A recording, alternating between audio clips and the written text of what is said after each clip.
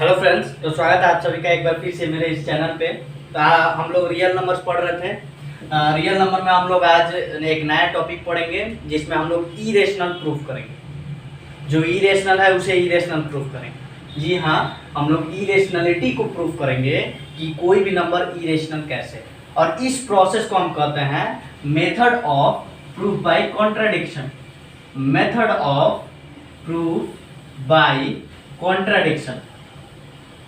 Contradiction से हम proof करेंगे कि कोई भी नंबर इरेशनल कैसे है। ठीक है, इसके प्रीवियस वीडियो में हम लोग एक्सरसाइज 1.2 का खात्मा कर चुके थे एनसीईआरटी टेक्स्ट बुक का। और हम लोग नेक्स्ट टॉपिक पढ़ने जा रहे हैं जिसका नाम है रिवाइजिटिंग इरेशनल नंबर। टॉपिक दिया हुआ है आपके बुक में एनसीईआरटी में। और हम लोग जो है उसमें रिवाइजिटिंग रेशनल नंबर में इरेशनल नंबर में इरेशनलिटी को प्रूफ करेंगे। ओके, तो चलिए लेट्स स्टार्ट। उससे पहले, प्रूफ करने से पहले हमें एक थ्योरम जानना है जो कि वेरी इंपॉर्टेंट है, इसमें काम आने वाला है। थ्योरम 1.3 आपके बुक में दिया हुआ है। तो हम लोग थ्योरम को जानते हैं। यहाँ थ्योरम कहता है कि लेट पी बी ए प्राइम नंबर। पी जो है एक प्राइम नंबर है। आप लोग प्राइम नंबर पहले से ही जानते हैं। प्राइम नंबर वैसे नंबर को कहते हैं, वैसे नंबर की जोड़ी को कहते हैं, या फिर वैसे नंबर को कहते हैं जिसका फैक्टर जो है ओनली 1 हो और वो खुद नंबर, उसके अलावा 2 से अधिक फैक्टर्स नहीं होते हैं उस नंबर के। ठीक है, वैसे नंबर को प्राइम नंबर कहेंगे जिसका 2 से अधिक प्राइम फैक्टर्स ना हो। 2 में कौन कौन सा हो? एक 1 हो, 1 से सारे नंबर डिवाइड हो जाते हैं, और एक खुद नंबर हो। ठीक है, तो let p be a prime number if, अब आगे कहता है if p divides a square then p also divides a where a is any positive integer। p को एक प्राइम नंबर मानना है अगर p जो है a स्क्वायर को डिवाइड करता है where a is any positive integer. a जो है कोई भी एक पॉजिटिव इंटीजर है, कोई भी हो सकता है, पॉजिटिव होना चाहिए, नेगेटिव नहीं। अगर वो a स्क्वायर को p जो है डिवाइड कर देता है, p क्या माने हम लोग? Prime number. तो p जो है a स्क्वायर को डिवाइड कर देता है तो p जो है a को भी डिवाइड कर देगा। p a स्क्वायर को डिवाइड करे, इसका क्या मतलब है? यानी कि a स्क्वायर के प्राइम फैक्टराइजेशन में p आएगा ही आएगा। चूंकि ये प्राइम नंबर है, p प्राइम नंबर है, तो प्राइम फैक्टराइजेशन में प्राइम ही आएगा। a स्क्वायर का अगर प्राइम फैक्टराइजेशन किया जाए तो उसमें p आना ही आना है। ठीक है, ये इसका मतलब हो। अगर सपोज कीजिए हम कहना चाहते हैं कि 3 का स्क्वायर 3 से डिवाइड हो जाएगा, या फिर हाँ चलिए 3 से ही डिवाइड हो जाएगा। मैं कह रहा हूँ कि 3 डिवाइड्स 3 स्क्वायर। इसका मतलब क्या हुआ? 3 स्क्वायर की वैल्यू क्या हुई? 9 हुई। इसका जब प्राइम फैक्टराइजेशन किया जाएगा तो उसमें 3 आना ही आना है। आ रहा है कि नहीं आ रहा है? 9 को हम 3 into 3 लिख सकते हैं, या फिर 3 स्क्वायर लिख सकते हैं। आ रहा है कि नहीं आ रहा? तो इसका अल्टीमेटली मीनिंग यही होगा। ठीक है, तो अगर p जो है a स्क्वायर को डिवाइड करता है तो p a को भी डिवाइड करेगा। मतलब अगर 3 स्क्वायर को डिवाइड करता है तो 3 ऑब्वियसली 3 को डिवाइड भी कर देगा। ठीक है, एक थ्योरम है, इसका प्रूफ भी दिया गया है। इसका प्रूफ जो है फंडामेंटल थ्योरम ऑफ अरिथमेटिक पर बेस्ड किया गया है, उस पर प्रूफ दिया गया है। खैर प्रूफ हम लोग को जानना नहीं है, प्रूफ जो है इंपॉर्टेंट नहीं है। ये थ्योरम इंपॉर्टेंट था जिसका कंसेप्ट आगे लगने वाला है प्रूफ में। ओके, और उस प्रोसेस को क्या कहता है अभी बताया था ना, प्रोसेस ऑफ, या फिर मेथड ऑफ कह सकते हैं, process of proof by contradiction. मतलब कि हम लोग पहले मानेंगे, फिर उसे गलत साबित करेंगे, उसके बाद प्रूफ करेंगे। वेरी सिंपल, बहुत सिंपल है। कुछ लोग कहते हैं, कुछ स्टूडेंट्स कहते हैं कि बहुत भारी है, इसमें रटना वगैरह पड़ता है। आप लोग रटे नहीं, आप लोग अपने मन से बना सकते हैं इसे। कोई जरूरी नहीं कि एनसीईआरटी में जो दिया है उसे एकदम रटा जाना है। आप हाँ, लाइन जो है जो कहना चाह रहा है वही सेम लाइन आप अपने मन से बना सकते हैं। ये नहीं कि लाइन कहना कुछ और चाह रहा है, हम लिख कर कुछ और जा रहे हैं, नहीं, वो नहीं होना चाहिए। हम जो लिखेंगे उसका मीनिंग सेम उसी बुक से मिलना चाहिए। वो जो कहना चाह रहा है वही हम भी कहना चाह रहे हैं। ओके, तो चलिए हम लोग स्टार्ट करते हैं और एक प्रूफ करते हैं। पहला प्रूफ हम देखते हैं किसका, प्रूफ डैट, क्वेश्चन ही ले लेते हैं, क्वेश्चन ही बन गया ना। प्रूफ डैट √3, √2 दिया हुआ है आपके बुक में, is an irrational number. Very easy, बहुत इजी है, बस आप लोग अच्छे तरीके से लाइन बाय लाइन समझते जाइए। पहली बात तो ये कि ये इसमें कौन सा प्रोसेस लगेगा आप लोगों को पता है, process of proof by contradiction. इसलिए हम लोग पहले मानेंगे इसमें कॉन्ट्राडिक्ट कब होता है, कॉन्ट्राडिक्शन मतभेद पैदा कब होती है, जब हम कुछ मान लेते हैं उसके बाद से वो गलत साबित हो जाता है। ठीक है, तो पहले हम मानेंगे लेट अस अज्यूम, या फिर सपोज भी आप मान सकते हैं। चलिए हम सपोज मान लेते हैं, सपोज, लेट अस अज्यूम भी बोल सकते हैं। Suppose √3 is a rational number, और रेशनल नंबर की सबसे खास प्रॉपर्टी आप लोग सभी को जानते हैं कि रेशनल नंबर को हम लोग p/q के फॉर्म में लिख सकते हैं, where p and q are integers and q should not be equal to 0। ये तो आप सभी को पता है कि रेशनल नंबर को हम p/q के फॉर्म में लिख सकते हैं, p और q इंटीजर होना चाहिए और q जो है 0 के इक्वल नहीं होना चाहिए, नहीं तो ये अनडिफाइंड हो जाता है। पता है आप लोग को, मैंने प्रीवियस लेक्चर्स में बताया है। ठीक है, तो पहले तो हम लोग √3 को रेशनल नंबर मान लिया। अगर √3 को रेशनल नंबर मान लिए तो क्या हम लिख सकते हैं √3 = r/s। अब r/s क्या आ गया, अरे r/s जिसे रेशनल के रूप में लिख रहे हैं हम, ये r/s रेशनल के रूप में नहीं लिख सकता है, रेशनल नंबर की प्रॉपर्टी है। √3 जो है हम रेशनल नंबर माने हैं, भले ही रेशनल नंबर है लेकिन हमें प्रूफ करना है कि ये रेशनल नंबर है। पहले तो हम लोग अज्यूम किए हैं ना, सपोज किए हैं। सपोज √3 इज रेशनल नंबर, अगर √3 को रेशनल नंबर माने हैं तो √3 को हम r/s के फॉर्म में लिख सकते हैं। वेयर हम मानेंगे r and s are integers having common factors other than 1। Common factors other than 1 नहीं कह सकते हैं, हम कॉमन फैक्टर्स विथ 1 कह सकते हैं। ठीक है, where r and s are integers having common factors with 1 तो सभी में आता है, ये तो आप सभी को पता है। तो √3 को हम r/s के रूप में लिखे हैं और r जो s जो है वो इंटीजर्स है। और एक और चीज आप लोग सभी को पता होगा, s should not be equal to 0, s जो है 0 के इक्वल नहीं होना चाहिए। अगर 0 के इक्वल हो गया तो अनडिफाइंड हो जाएगा, वहां तो रेशनल रहेगा ही नहीं, कोई नंबर ही नहीं रहेगा। ठीक है, तो where r and s are integers having common factors with 1, मतलब कॉमन फैक्टर्स होना चाहिए 1 के साथ r and s। हम लोग जनरल केस ले रहे हैं, इसके बाद हम लोग बताएंगे लोग कि हाँ r s को हम किस फॉर्म में चेंज कर सकते हैं। ये तो हो गया कि इसके पास कॉमन फैक्टर है, लेकिन हमें कॉमन फैक्टर नहीं लेना है, हमें कॉमन फैक्टर नहीं लेना है, प्रोसेस में है। अगर हम लोग मान लेते हैं, इसे हम चेंज कर देते हैं, डिवाइड कर देते हैं, वी डिवाइड देन, अगर कॉमन फैक्टर है तो then divide r and s by common factors। ठीक है, and we get, common factor से डिवाइड कीजिए और जो है को प्राइम बनाइए। √3 को हम लोग लिखेंगे p/q where p and q are coprimes. ये तो रहेगा कि q should not be equal to 0, ये होना ही होना चाहिए, ये तो माइंड में रखना ही है कि q 0 के इक्वल नहीं होना चाहिए और p और q जो है को प्राइम होना चाहिए। अब बहुत सारे स्टूडेंट को लग रहा है को प्राइम क्या होता है, आप लोग प्रीवियस क्लासेस में पढ़ चुके हैं कि को प्राइम क्या होता है। ठीक है, तो को प्राइम क्या होता है, प्राइम का पेयर, एक ऐसा प्राइम का पेयर जिसका कॉमन फैक्टर 1, या फिर आप कह सकते हैं HCF 1 हो, दोनों बात एक ही है। कॉमन फैक्टर 1 हो तो कॉमन फैक्टर 1 हुआ तो HCF भी 1 ही होगा।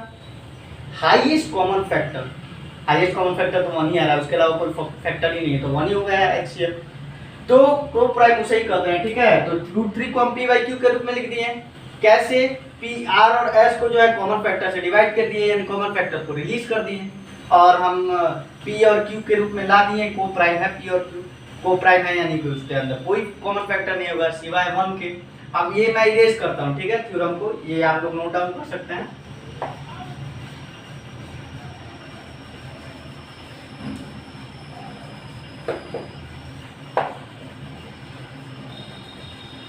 चलिए, तो ये हो गया हमारा √3 = p/q प्रूफ। अब हम करेंगे क्या, ऑन स्क्वायरिंग बोथ साइड्स, मतलब बोथ साइड RHS और LHS आप लोगों को पता होगा, इक्वेशन पढ़े होंगे, pair of linear equation, sorry pair of linear equation in one variable, pair of linear equation पढ़ना है आपको, और शायद पढ़े भी, पता नहीं। On squaring both sides we get, ठीक है, बोथ साइड्स का स्क्वायरिंग करेंगे तो क्या मिलेगा, मतलब बोथ साइड्स कहने का मतलब ये, इसको हम स्क्वायर करते हैं तो क्या मिलता है, देखिए तो √3 का स्क्वायर कीजिए, कितना आएगा 3, √3 का स्क्वायर 3 आएगा, p/q का स्क्वायर क्या आएगा, p²/q²। अब इसमें कोई प्रॉब्लम नहीं होना चाहिए। अब ये नहीं कि रेशनल नंबर है इसको स्क्वायर किए तो दोनों में स्क्वायर क्यों लगा दिए, ये आप लोगों को पता है, पावर वाला पढ़े होंगे, loss of exponent of powers पढ़े होंगे जरूर। तो √3 का स्क्वायर किए तो √3 को 2 बार मल्टीप्लाई किए तो 3 आ गया, p/q को स्क्वायर किए तो p²/q² आ गया। ओके, अब हम इसे आगे कैसे प्रोसीड कर सकते हैं, क्या हम लोग ऐसे लिख सकते हैं p² = q²3, इसमें कोई प्रॉब्लम है, या फिर 3q², कोई प्रॉब्लम, नो समस्या। आगे अगर हम लोग प्रोसीड करें तो हम लोग क्या लिख सकते हैं कि p²/3, या फिर छोड़िए p² नहीं, q² को ही लेते हैं पहले, q² = p²/3, क्या ये हम लिख सकते हैं, 3 को हमने इधर भेज दिया, q² को पहले दे दिया, लिख सकते हैं p²/3 से हमें क्या पता चल रहा है कि क्या 3 जो है इसको डिवाइड कर रहा है, 3 जो है p² को डिवाइड कर रहा है, इससे तो हमें यही पता चल रहा है ना। तो थ्योरम याद कीजिए, यहाँ क्या कर रहा है, 3 जो है एक प्राइम नंबर है, 3 क्या है, ये इरेज कर रहा हूं मैं, 3 जो है एक प्राइम नंबर है, वो a² की जगह p² आ गया है, उसे डिवाइड कर रहा है, ठीक है। तो अगर ये इसे डिवाइड कर रहा है, इफ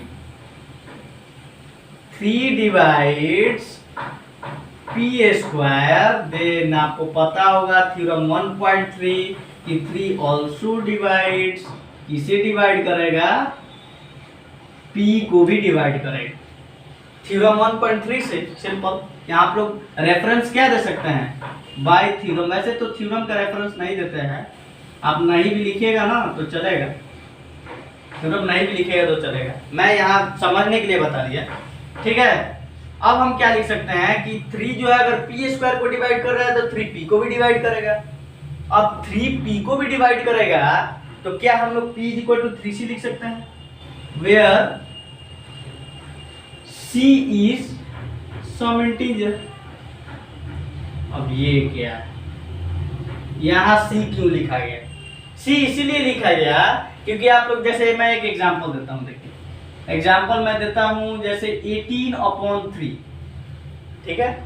अब इससे डिवाइड करने पे क्या आएगा, 6 आएगा। तो क्या हम लोग ये जान सकते हैं कि ये जो नंबर आया है इसे हम कितना मल्टीप्लाई करेंगे कि ये आ जाएगा 3 में, अरे जिसे डिवाइड कर रहे हैं उसी से नहीं इसमें मल्टीप्लाई करेंगे तो 18 आएगा, डिविडेंड आएगा, पूरा पूरी कट रहा है तो वही यहाँ भी है। अगर हम इसे लिखे p/3 और ये चीज हमें कुछ पता ही नहीं है ना, यहाँ अननोन नंबर है, तो हम भी एक अननोन नंबर मान लिए c, अगर हम इसमें डिवाइड करेंगे इसे तो ये p नहीं आ जाएगा। हम लोग अननोन मान लेते हैं कि 3 में अगर p को डिवाइड कर रहे हैं, 3 से अगर p को डिवाइड कर रहे हैं तो कोई एक अननोन नंबर क्वांटिटी c आ रही है, तो हम क्या 3c = p नहीं लिख सकते हैं, 18 के जगह p आ गया और 6 के जगह c आ गया, इसीलिए हम लोगों ने p = 3c लिख दिया। ओके, अब क्या करें, अब p = 3c को यहाँ भी स्क्वायर करेंगे, यहाँ भी स्क्वायरिंग करते हैं, ठीक है। ऑन स्क्वायरिंग बोथ साइड्स आप लोग लिख सकते हैं लैंग्वेज में, on squaring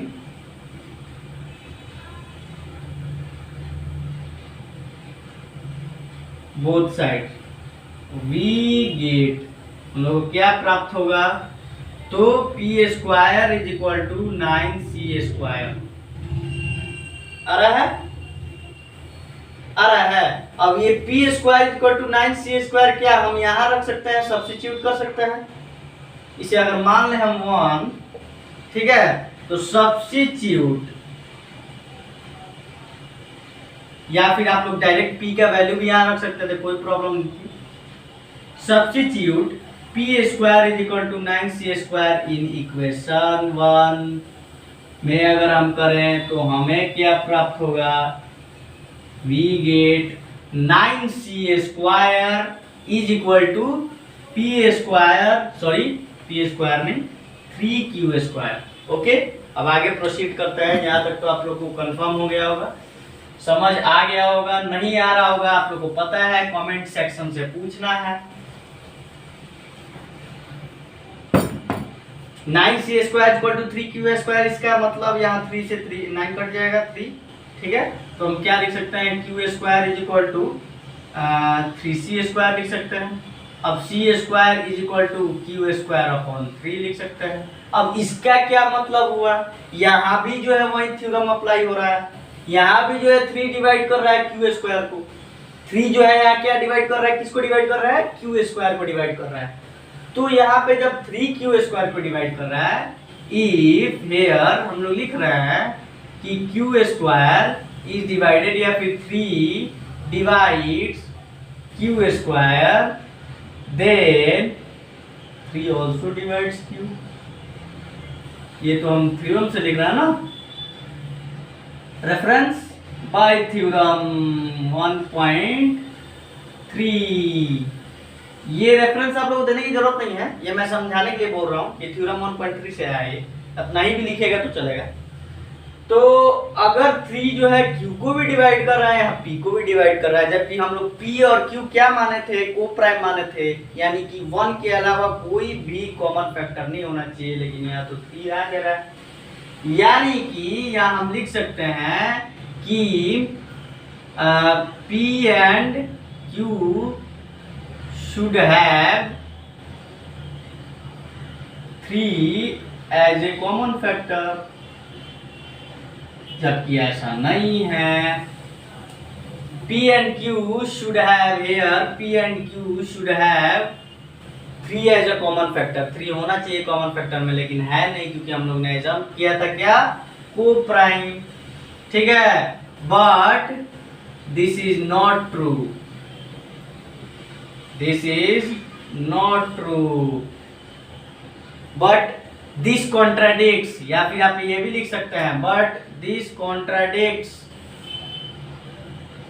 the fact that p and q are co-primes। अच्छा, ये कॉन्ट्राडिक्शन क्यों अराइज हुआ, ये कॉन्ट्राडिक्शन क्यों अराइज हुआ कि p और q को प्राइम है, क्योंकि हम लोगों ने पहले ही मान लिया था ना, याद है, हम लोगों ने प्रोसेस में माना था,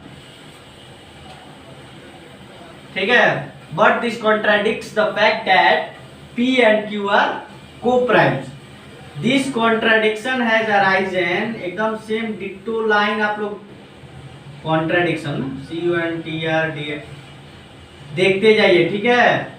अब ये नहीं कि केवल एनसीईआरटी से मिलता जुलता बहुत होगा, मेरा बहुत सारा तो एनसीईआरटी से मिलता ही होगा, मैंने भी वहीं पढ़ा है। और एनसीईआरटी द बेस्ट बुक किसी भी क्लास के लिए। मैं तो पर्टिकुलर एनसीईआरटी को ही रेफर करता हूँ और प्रेफर करता हूँ। साइड बुक्स वगैरह तो मतलब एक्स्ट्रा नॉलेज के लिए हो सकता है, लेकिन जो मेन नॉलेज जो देता है, नॉलेजेबल चीज होता है, वो एनसीईआरटी में ही मिलता है।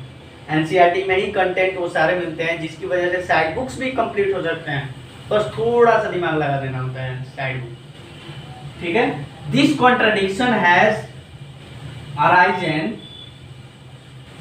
Arisen because of our wrong कह सकते हैं, या इनकरेक्ट भी कह सकते हैं, रॉन्ग भी कह सकते हैं। चलिए रॉन्ग ही लिख देते हैं, इनकरेक्ट की जगह wrong assumption.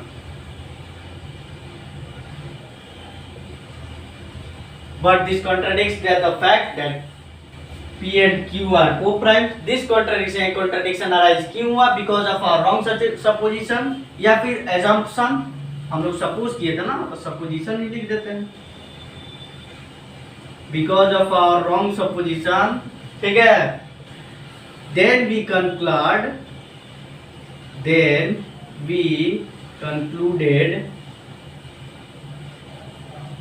that root 3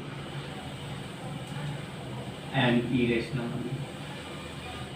rational number मानने और ये प्रूफ हुआ ही नहीं।